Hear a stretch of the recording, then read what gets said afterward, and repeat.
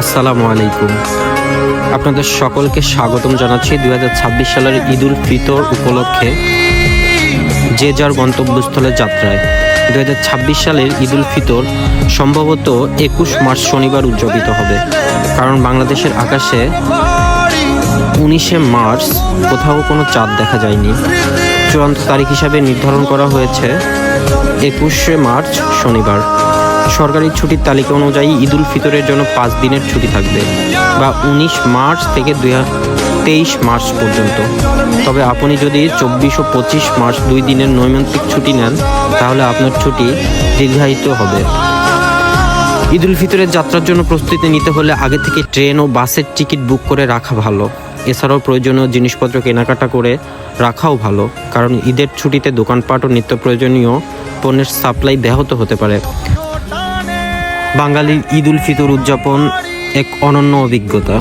ঈদ উল ফিতর হলো মুসলমানদের সবচেয়ে বড় ধর্মীয় উৎসবগুলির মধ্যে একটি, যা রমজান মাসের 1 মাস সিয়াম সাধনার পর পালিত হয়। এই দিনে বাঙালিরা নতুন পোশাক পরে ঈদগাহে একসাথে নামাজ আদায় করে এবং পরিবার ও বন্ধুবান্ধবদের সাথে আনন্দ ভাগাভাগি করে নেয়। ঈদ উল ফিতরের ঐতিহ্য মূলত নতুন পোশাক পরিধান করা, ঈদগাহে ঈদের নামাজ সবাই একত্রে আদায় করা, পরিবার ও বন্ধুদের সাথে আনন্দ ভাগাভাগি করা, সেমাই, পোলাও, বিরিয়ানি এবং অন্যান্য ঐতিহ্যবাহী খাবার রান্না করা, বয়স্কদের কাছ থেকে ঈদ বা সালামি গ্রহণ করা, ঘরে ঘরে শুভেচ্ছা বিনিময় করা। ঈদে বাড়ি ফেরার সহজ এবং সেরা উপায় হলো আগে থেকেই বাস এবং ট্রেনের টিকিট বুক করে রাখা, যাতে জঞ্জাট এড়ানো যায়।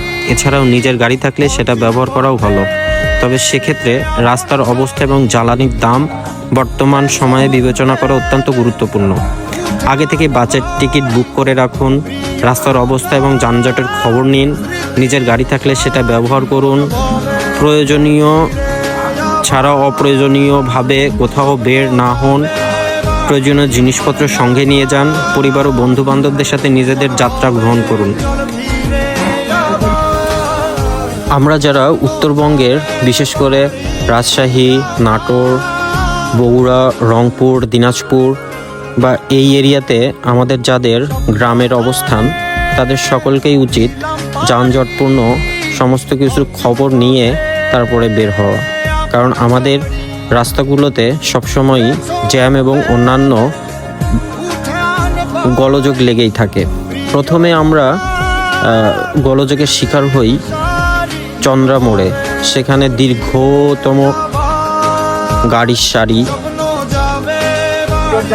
চন্দ্রা থেকে প্রায় 15 কিলোমিটারের জ্যাম সবসময় লেগেই থাকে। চন্দ্রা পার হয়ে আসলে এলেঙ্গা থেকে যমুনা সেতু পর্যন্ত প্রায় দীর্ঘ 16 কিলোমিটার রাস্তা, দুপাশে যানজটের সারি একদমই বন্ধ থাকে। এক্ষেত্রে আপনাকে যদি এই রাস্তাটুকু পার হতে হয়, সেক্ষেত্রে অবশ্যই আপনাকে সাবধানতার সাথে পার হতে হবে। এবারের ঈদ যাত্রায় সবথেকে বড় বিড়ম্বনার শিকার হলো রাস্তায় প্রচণ্ড পরিমাণে ধুলাবালি। এত পরিমাণে ধুলাবালি যে মুহূর্তেই আপনি পুরো সাদা হয়ে যাবেন রাস্তার ধুলায়।